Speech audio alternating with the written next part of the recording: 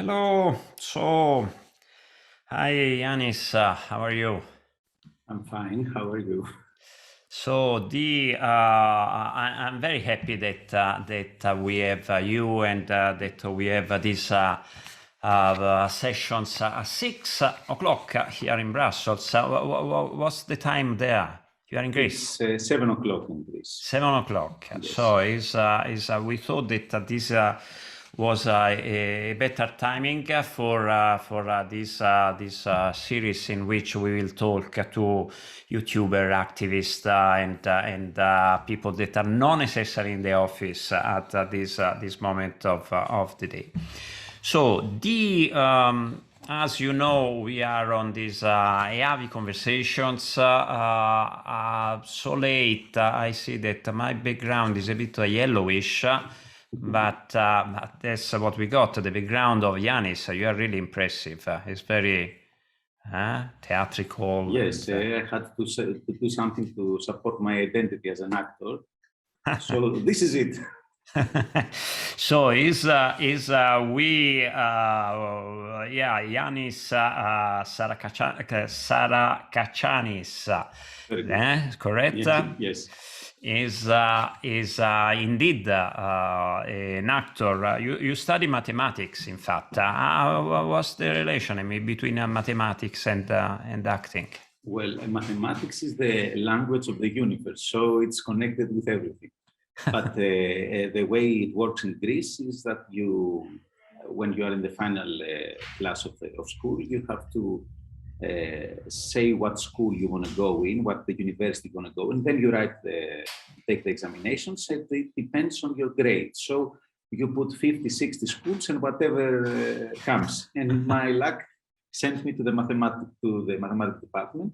And when I went there, I discovered the theatrical team and left mathematics. It's difficult to choose for. I mean, when you are 18 or 20, which you're going to study, and I have a number of. All of us, in fact, we have studied something and we do something completely different. So I have to remind that we are live on Twitter, we are live on LinkedIn, we are live on Facebook, we are live on YouTube, and obviously here on Zoom. There will be a moment, in fact, in which we will, and this is for the participants, is if you have questions for Yanis, put them forward, and then we will ask him difficult questions. Not just what's your name. I mean, Yanis is also. It's from 2002. You are a very active and famous YouTuber. Is it true? In 2002, I started working in theater. I started my YouTube channel in 2020. 2020. I don't consider myself to be famous. I am semi-famous, as I say, for Greek standards. And your videos are about psychology, philosophy. Why did you choose those topics? Well, it all started when I was starting in the drama school. When I started studying to become an actor in 2005, I was already 25 years old. 29 years old. And I had some maturity. I was not 18 years old like other students. And I realized that the only reason we do theater is because we want people to see us. So I couldn't do something for that reason. It wasn't enough for me. So I made a decision that I will gladly receive the attention of people, but I will have to give them something back, something important, something that I consider important, and will help them through their lives. So ever since I started doing theater in Greece, at least in things I created, I wrote or directed, I always wanted to have a significant and important and useful message to the audience from philosophy, from politics, from sociology, about religion, about how to live better. And it worked in theater. That's what I was going to ask. Whether is it work? Do you have a feedback? I mean, other than the thousands of views that you have on your videos, are people learning? I hope so. I don't know. I know they like it. I mean, I know that when I started the channel, I didn't know if people would respond to that kind of material. I had an experience from theater. I know that I could make this kind of material interesting and appealing to an audience, but I didn't know the medium. We had the idea that YouTube is only for funny stuff and young people and gaming and cats.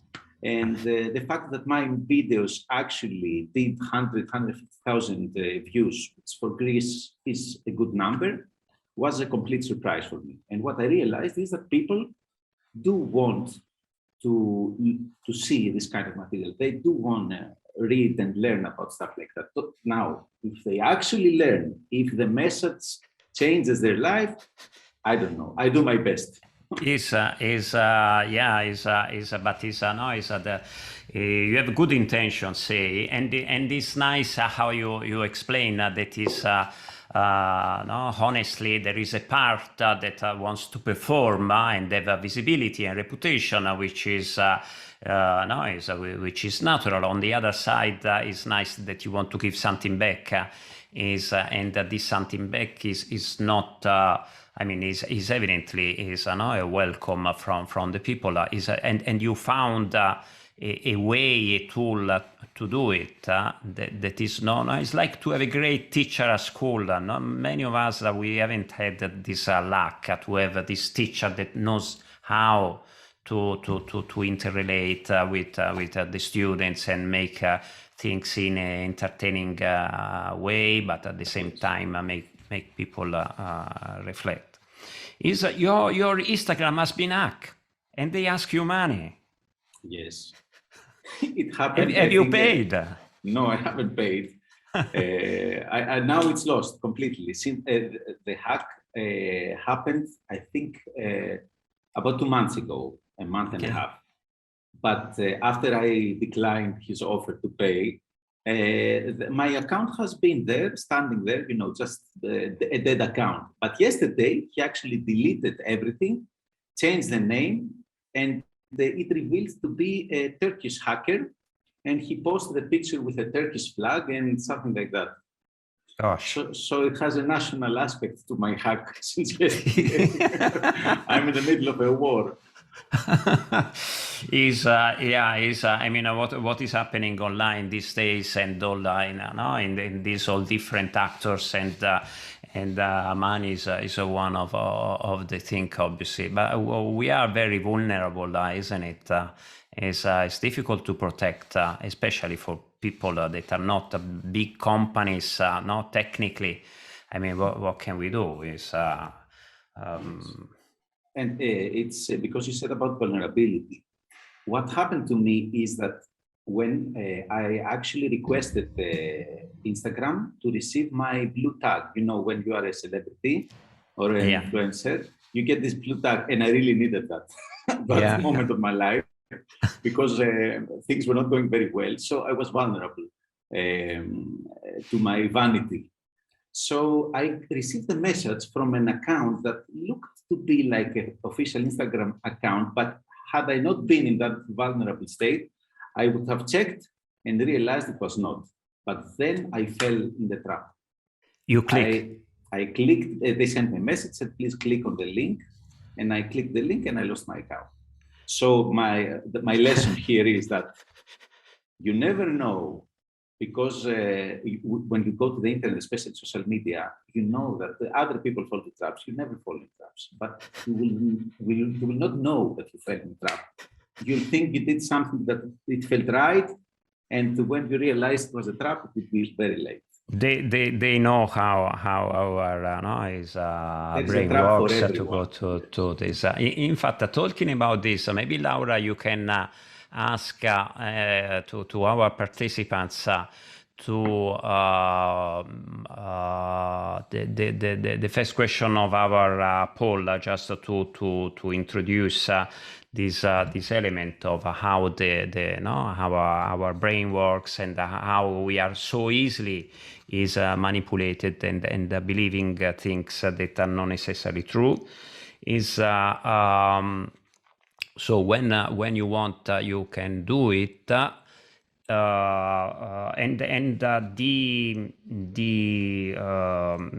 So is what is I'm trying to read my notes, but as I said, I am a bit in the dark here, and my sight is not really great.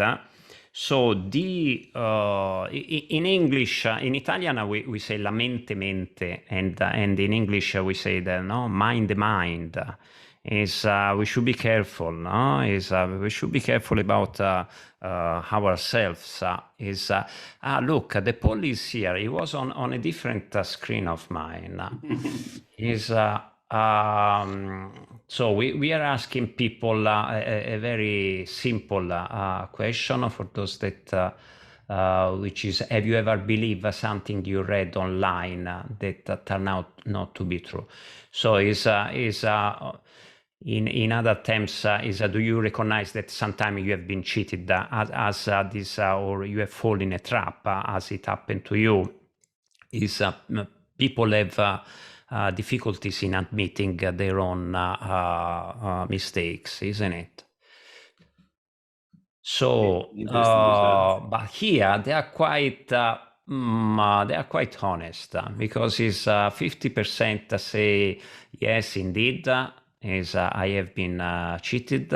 Sometimes I did something that I regret. And another half of them is yeah, possibly. So no one almost is saying, no, I am super clever and it never happened to me. So you are in those 50% that in fact it did happen to you. Why is that? Why is it that the people? One of your video was about a monkey, an elephant. What was the story? How can we? Yes, it's a video about the conspiracy theories and a theory about why we believe in those conspiracy theories. It's not my theory, of course. I have to repeat, I am an actor. I like to read books. And when I read something that I consider interesting, I have the ability to present it in an interesting way. That's my contribution. We fail. Sorry, I interrupt you because yes. Your English is coming from the fact that you were acting also in UK, isn't it? As well as in. I studied theater in London. I lived there for a year. I see. And I studied physical theater. I see. Carry on. And watch a lot of English TV, English internet, YouTube and stuff like that. So there is this book, this very important book about psychology called The Righteous Mind. The author is a psychologist called Jonathan Haidt. I think it was written in 2012. It's quite recent. And he says that our mind, let's say it's separated in two entities. One entity is the emotional side, our impulses. And it is like an elephant. And the other part of our brain, which is our logic, our cold thinking, it's a human who is riding the elephant. And the human thinks he can control the elephant, but that's not the case. The one that is on top of the elephant. Yes, he thinks that he is the driver, but he's actually a passenger. What he does is the elephant decides, moves towards wherever he wants to go, and the person on top justifies the choice after the fact. So what Jonathan Haidt says in his book is that most of our decisions are impulses. They are gut feelings that we follow. We think we have reasons that we do that, but the truth is that we first choose and then we discover, we create the reasons. So, for example, in conspiracy theories, my belief is that some people were affected, were hit by the pandemic, for example. They were destroyed financially, they lost their work, their lives, and they felt that it's so difficult to accept that, so they have to escape. And it's easier to escape in your mind if you think that this whole thing has been a hoax or a trap or something that the elites have created so they can enslave us and stuff like that. To justify our own mistakes it is a good metaphor.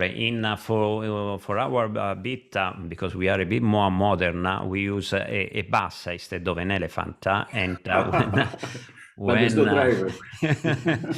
But the effect is very much the same. What we say is that if we are in a bus as a passenger and we are not in control of the bus, we cannot get off when we want. The bus, we don't even know where it's going. We cannot. No, it's not like driving a car and at our pace and be careful. We just decide to be in the bus of. I don't know, online and wherever it takes us. But the other bit that you were suggesting is indicating is also very interesting. We don't recognize, we don't, I mean, it's a kind of self-defense. Instead of saying, well, I really did this wrong, it is preferable for for whichever reason not to admit it. Yes. I mean, in the short term maybe, but in the longer is not a good strategy, isn't it? Of course, it's not a good strategy in whatever term, but it's like an instinct. I mean, we have all fallen in this trap. I remember I was watching a football game when I was younger, and we were completely, wronged by the referee. We scored a goal. It was cancelled because it was offside, and I went home very angry, very angry. And my father, who supported the same team with me, said, "We played awful, we lost." I said, "No, they wronged us." And then I looked at the replays on TV, and it was like I saw a completely different game. When I was in the stadium together with the other people, with all the emotions pumping and the adrenalines and the dopamines and the endorphins, and I saw other things. It was like a different match. It's amazing how our mind can trick us. May I add something to the poll that we did? Yeah, of course. I think that the real problem with social media, especially, of course, it is bad if we believe something that it's not true. But I think that the real problem is not so easy, like a fact that it's either true or false. The problem with social media is that they make us, they make our emotions, they manipulate our emotions. Maybe we are have a different opinion with someone else, but when we find our group, and when we start talking with our group in social media, we start to congratulate each other about our opinions. We start to feel morally superior to the other people. And then the others becomes our enemies. They look stupid or bad, and our distances become bigger. And what could be a conversation is now a war. And this happens slowly, inch by inch, not with a fact that we can pinpoint, this is when the problem happened. It happens slowly. And even within the same family, is amazing, as we all have an uncle that is we disagree with, and then it's very visible that this is polarization. Yes. And as you say, the fact that we do entrench in our opinion more and more, and then it becomes a war, which is.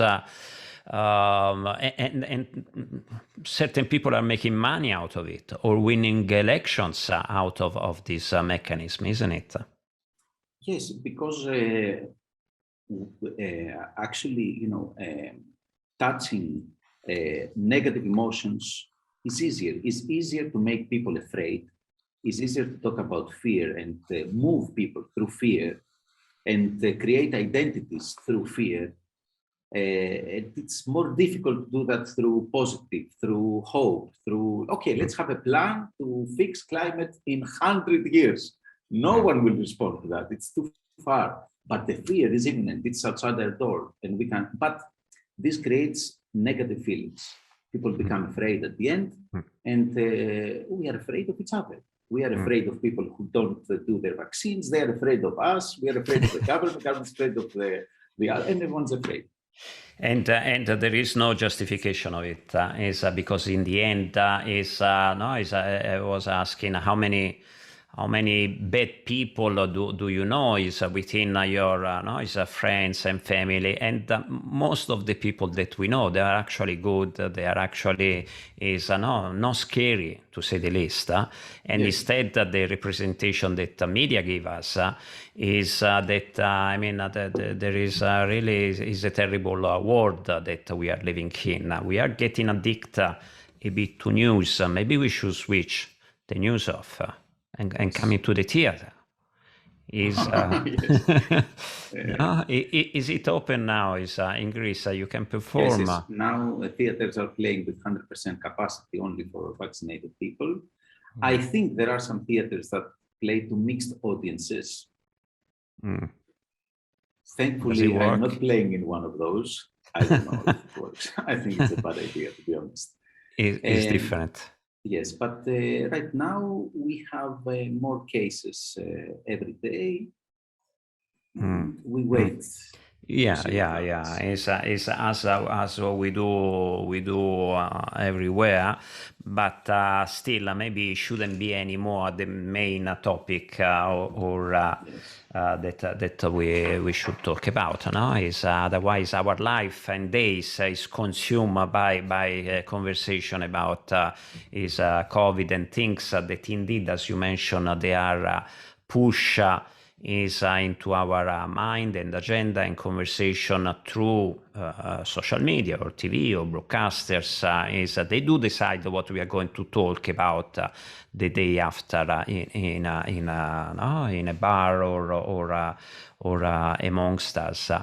And is this fact that you say that we should even question our own opinion. I mean, is what we think really our opinion or has been pushed to us?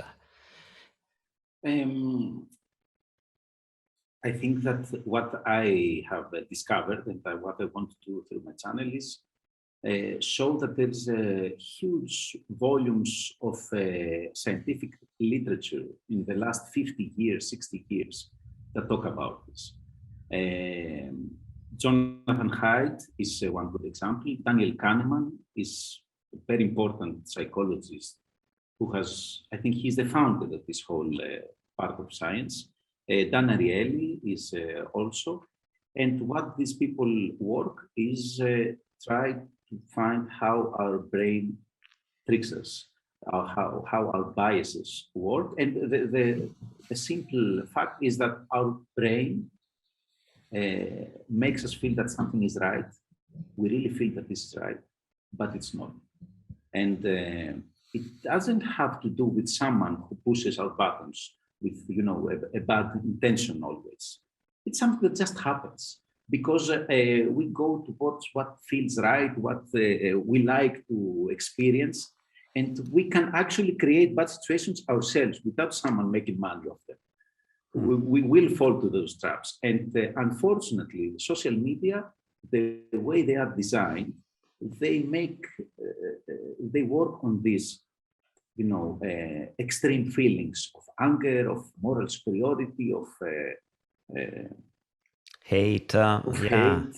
Yeah, they know perfectly well how our brain works. Is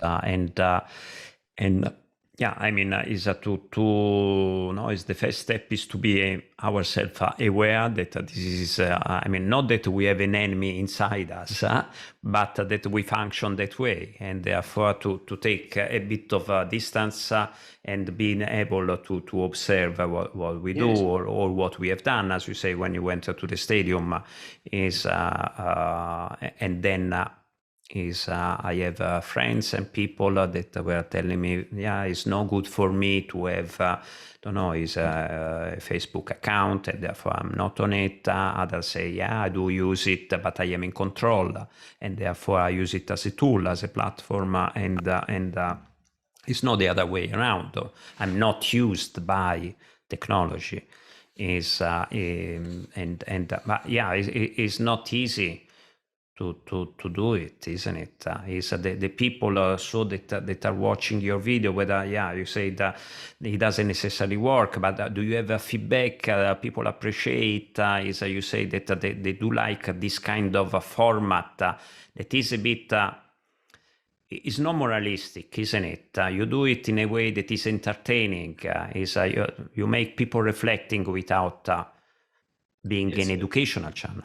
That's something that that's the whole bet. Try to teach people something without making them feel that they are being taught. Just to hide the lesson under entertainment.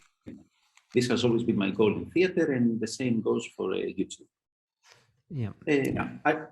I think that in this kind of matters, in this kind of topics, progress is slow.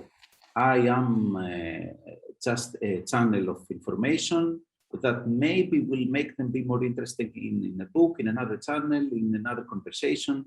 And if these things align, they would slowly, Slowly, but is important what you do, because I think that is and this actually one of the reasons why we want to have this conversation with people like you, because it seems that you have more impact in terms of numbers than all our conferences in which we gather together 200 people and then we talk to ourselves, and instead the people that needs this awareness the most is they are the ones that comes to you.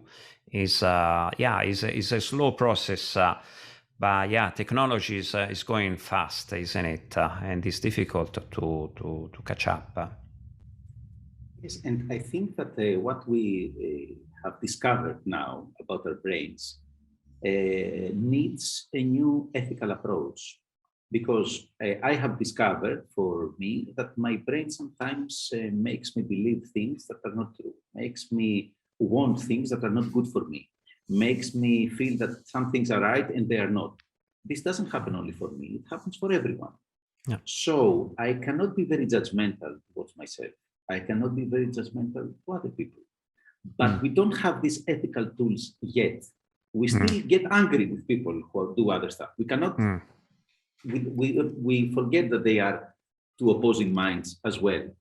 So this is the next step. I think this science, this 60 years of science has to come in the schools. So I don't know. Yeah. And maybe a new generation will know how to deal with that stuff. They can be friends and enemies at the same time.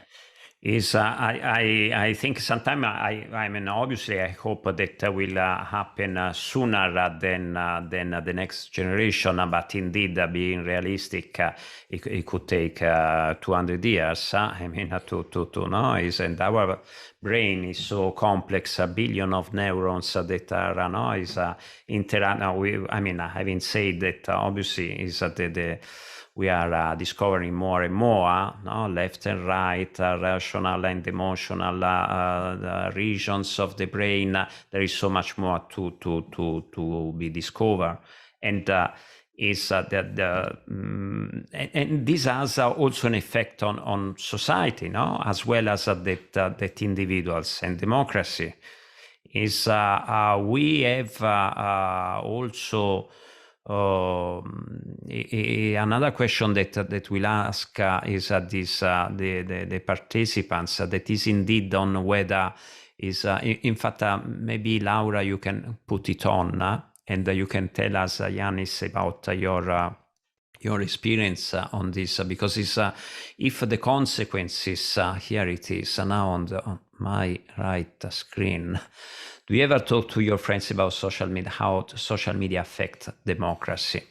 So is it the thing that you are doing through your videos, also about democracy, you are well placed, it's a bit rhetorical, but Greece being is the place where democracy has started from. People don't talk much about this subject, do they? I mean, the fact that no, social media and the news and online behavior affects very much how they will vote and democracy and power. In Greece, we saw the impact of social media in our democracy since the crisis of 2008, 2010 for us, and then again in 2015. We are affected by that. I mean, we live in the social media democracy era in Greece, but we don't really talk about how the social media affect our democracy. I have actually done a video especially for that last month. It has English subtitles if you're interested, called the Who Killed Democracy. And what I realized, again, it's not my opinion, it's the work of an American political psychologist called Sean Rosenberg, who says that what actually social media has given us is the ultimate tool for democracy. Now, everyone can participate to a democratic situation. But the problem is that we cannot handle so many opinions. We cannot handle all the topics, all the problems, all the issues. It's too much for us. So we escape in our own echo chambers. We are affected. Some of us like our authoritarian leaders who simplify the world, who tell us that they are bad, it's their fault, you are fine, don't worry, leave it to me. So again, because we don't have the capacity to deal with such a big world, we want to make it smaller. I have a couple of reflections about this. And by the way, I think you have already answered to the question of Anastasios Sirakis that was asking why does this happen? The reflection is that indeed we should fight the tendency of being overwhelmed by this extreme complexity of this media society or media. So, I mean, how you call it, social media democracy, is because this will stop us to participate and to react, saying, well, there is nothing I can do. And instead, if we do our little things or steps, maybe rebuilding the relationship with our neighbors, it could also be. I mean, something that a little bit of relief is there were the result of the poll that disappear from my screen. Is I don't know whether we can put them back there. But it seems, yeah, here they are. So it seems contrary to what I was believing, because I would have thought that people don't talk much with their friends about the fact is a social media influence democracy. But in fact, here it seems that they do. Is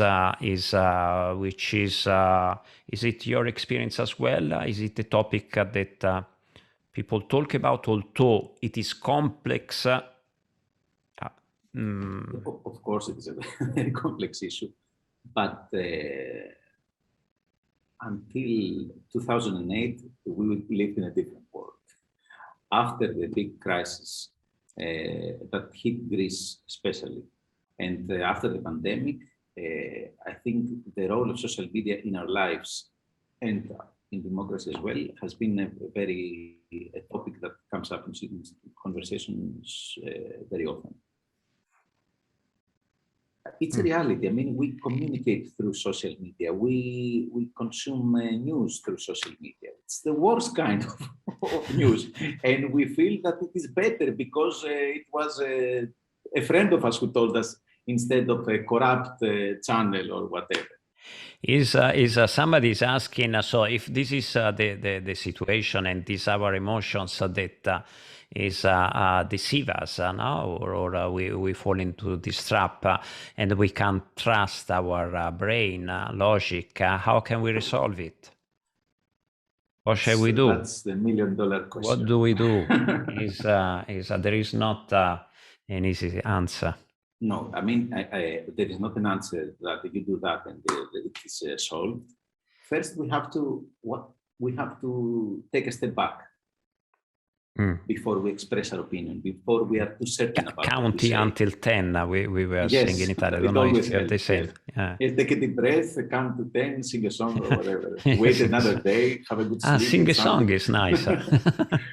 Give some time, because emotions play a role. The science says that if you are hungry, you have a different opinion when you have eaten. If you are thirsty, if you're in love, if you are tired, it's whole, and we don't know that. We feel certain, but we don't know that we feel certain because something is happening in our body. We don't know that. We just get a sense of certainty. So giving some distance, giving some time always helps. And as far as the other people are concerned, we have to give them the benefit of the doubt as well. If sometimes it's easy. I have done another video for that, because in Greece we had this problem with the very far right party that went in parliament, and we were shocked. How did this happen? 300,000 people voted, and they were all ex-Nazis and fascists. No, they were not. They were people who believed something else. But because it's easier to say they're all Nazis, I don't have to deal with them anymore. We put them in a box that it's not true, it's not helpful. We don't know how to fight this enemy if we give them their own identity. We need to give them the benefit of the doubt, to talk to them, to try to discover why they voted this party, and then we'll realize where the problem is. It's more difficult like that, but that's the only way. Yes. Somebody is asking from LinkedIn, do you think that we as users and citizens are aware of the impact of our online actions? And or we just avoid being part of the problem? I think that partly you have addressed already this now, because it's people do admit it or not, and it's a question of awareness. Are people aware? Just briefly, if you want to comment further, then I pass it to the next one. It is a pretty general question. I mean, if we read a post, or if we repost something, we have a responsibility. But if this thing is watched by 1 million people and we are one like on that post, maybe it's not too much. Where we have the responsibility is we actually create the world, the social media world that we live in. Facebook will show us what we like, and it will make us believe that this is the world.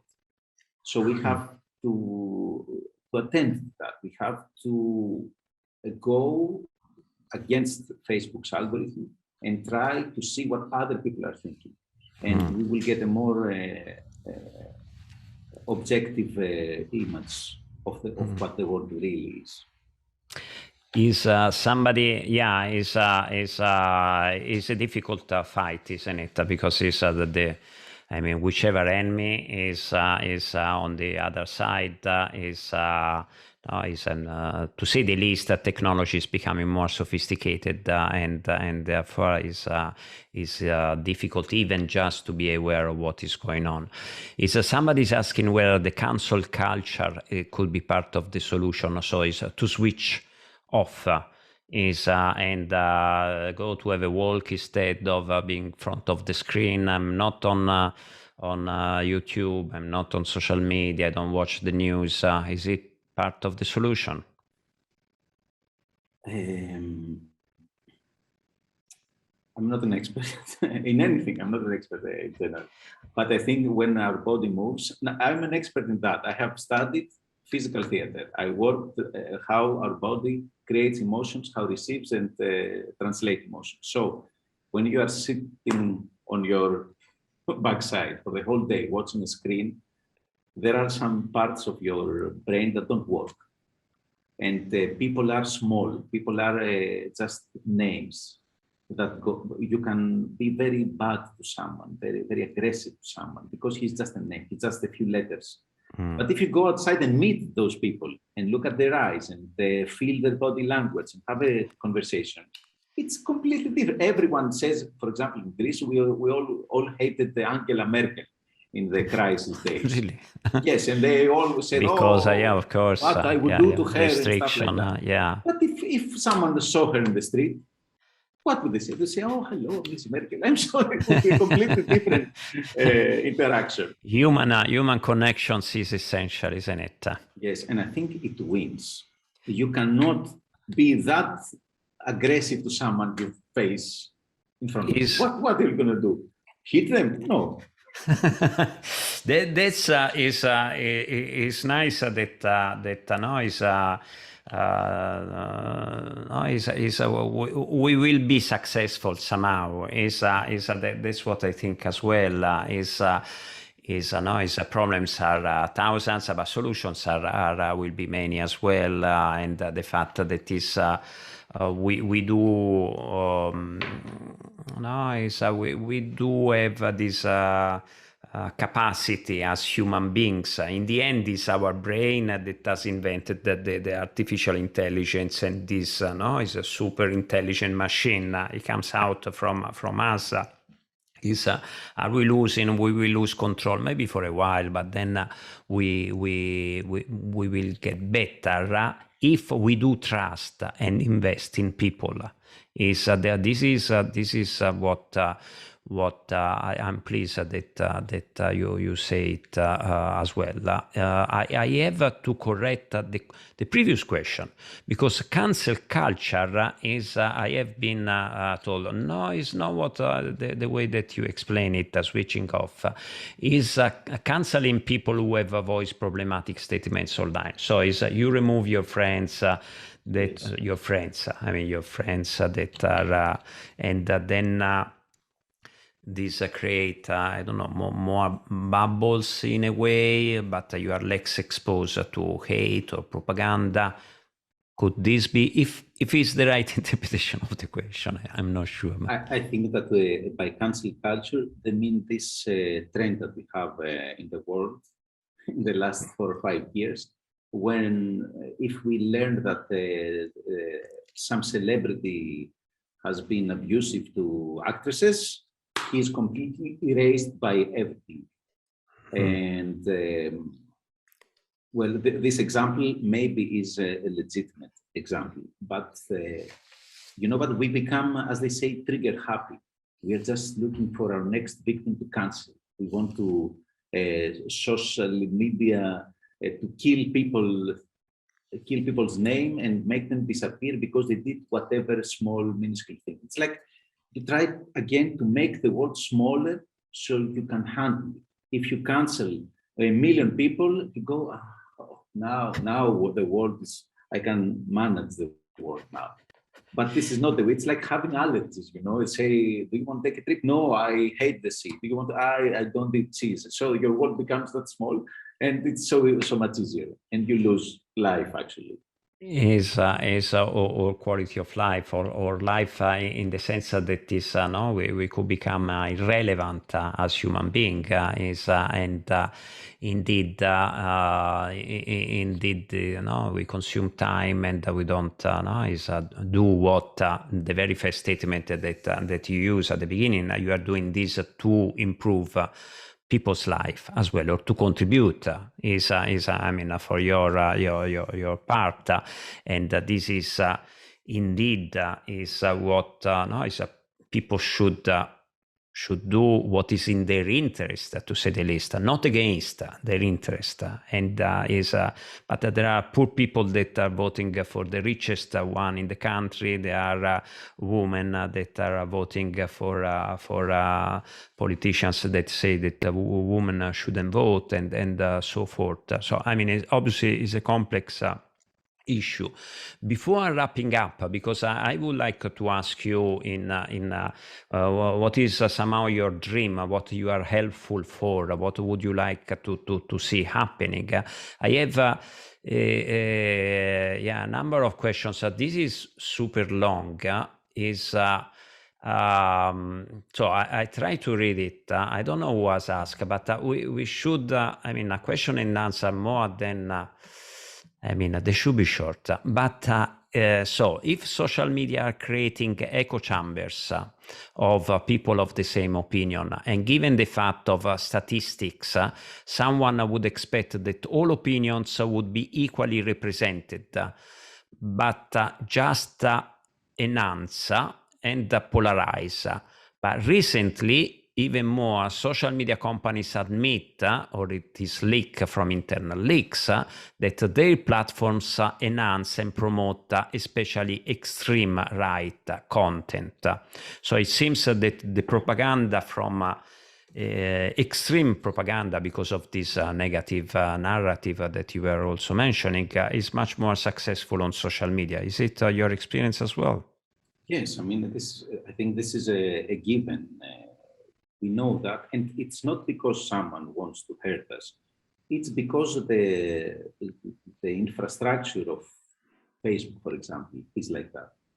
If you are news that are engaging, are promoted, because this is how it works. This is how people do make money from ads. So if something creates passion inside you, you will share it.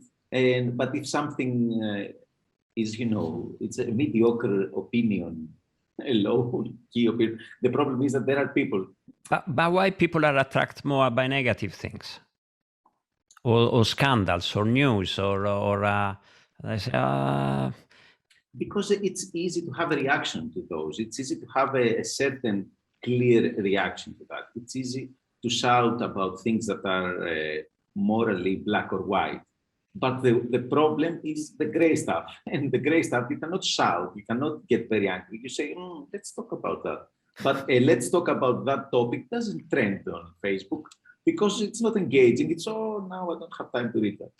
So this is how it works. And I want to go back to something you said in the beginning that I really like. If people cared more, you said, about their neighbors, about their family, about their first level friends, because there you have a real relationship, you have a face-to-face relationship. You have to talk to your neighbor about what you're going to do with something physical between you. There, the level is much more civilized. You have to have a conversation with them. You cannot have an enemy living next door. At some point, I had an enemy in my parking for a year, and then we became friends. We couldn't become enemies for all the time. But the problem is that because all the communication, all the advertisements, the commercials are selling big issues. It's about local democracies are easier, no, to manage. They feel small. They feel cares about the neighborhood. Let's change the world. Everyone wants to change the world. Everything is about life and death, and that's why we have a war. We have to go back to our simple, real life, our families, our friends, our neighborhoods, and if we manage that, it will be better. So what would you like to see happening? You seem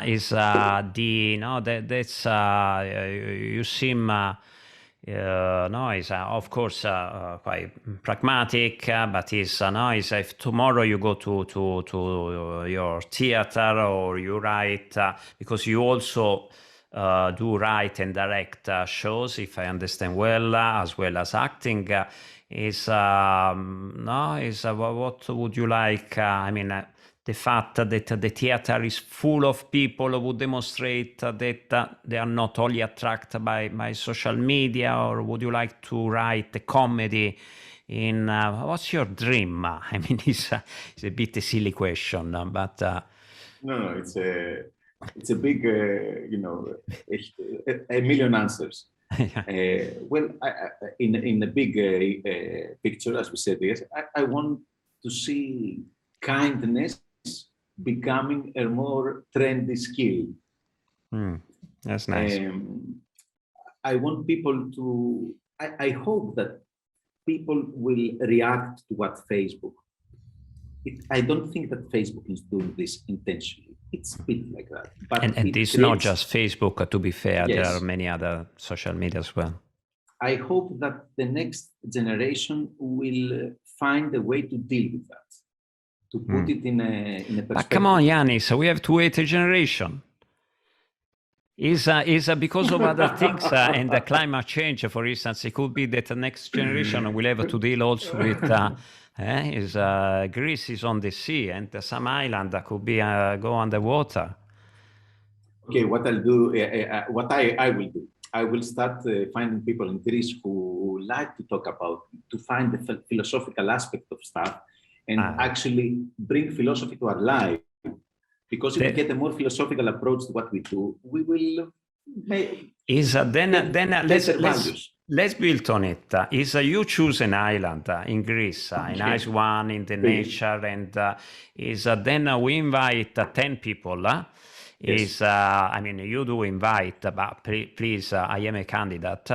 And yes, then for a week or so, we can discuss, as they were doing your his colleagues, compatriots, 3,000 years ago in talking and seeing, okay, but what's the issue? The issue is let's talk about it rather than, because at these days you have to make a decision in a minute. You don't have, even for politicians, good ones, to analyze the analysis bit and the context in which we have to make it doesn't put them in the best conditions. Or maybe you can, let's work on this, because I think we have to be in nature. Yes, I agree. And in nature, and at least 4 or 5 people from those 10 would be children. So we see our responsibility and ask them, they have to approve everything and have to understand what we do and approve it. Not only exactly approve it, because they are certainly the wisest of the lot. And it's about them. I mean, we can't decide for ourselves. We have to decide for them. They have an opinion on that. They will take the world after us. So children, is on the other side, and then we have to wrap up. We should not do choose the Thailand of. Have you read The Lord of Flies, in which some teenagers went there and then apparently they were killing each other because the nature was selfish or so, and this was a story that inspired a book that has been written by many, millions. But in fact, somebody was searching about the real story. And the real story is that these teenagers, they didn't kill each other. On the contrary, there was a lot of solidarity, and that's how they managed to survive until when the boat came to rescue them. So it's and in fact, they are still friends. This captain of the boat that rescued them, which is and some of these that were kids. So it's people again are depicted in these stories is in unfairly. Is bad, but they are not, because meanwhile, I think is the participants here and those that are on Twitter, is YouTube and Facebook and LinkedIn. And I will recall in a moment that, in fact, I'm doing now, is next week. But I would like you, Ioannis, to if you want to add something more as a last message. Next week we'll have on Tuesday for Claire Wardle, that is the founder of First Draft. That is, don't know if you know her, is a not-for-profit organization that really fights from the USA, but they have offices also in Europe. Disinformation, and they are. She's going to talk about trends and tactics of disinformation. The trend is becoming more and more problematic. If it was problematic 5 years ago, now is worse. And next Thursday, so at the same time of now, we'll have Letizia Parkalabescu, that is from Germany, and she will talk about artificial intelligence misconceptions. So what it works and what is it and what is not, and what it works and what it doesn't. So Yanis, is how shall we close this? You organized the meeting in the island? Yes. Well, I realized that in your final questions, I didn't have answers. So maybe I have to work on my plan, because talking about what the brain does is one thing, but actually having something more, maybe this is something that I should work on. I would definitely bring the writer, the author of this book, Rutger Bregman, on the island. I would definitely want Yuval Noah Harari, who also has a very nice view on humanity. They are people who understand the problems and have, especially Rutger Bregman. I propose everyone should read this book, Humankind, A Hopeful History. He tells us that maybe are not as bad as we think. And there are ways that we can actually, reach and find our kindness and make humanity better. It sounds awful, but it's true. Nice. I stopped there because it's a super nice ending. Thank you to everyone. Thank you, Yanis. Thank you very much. I wish you go very well in your following conversations. Thanks.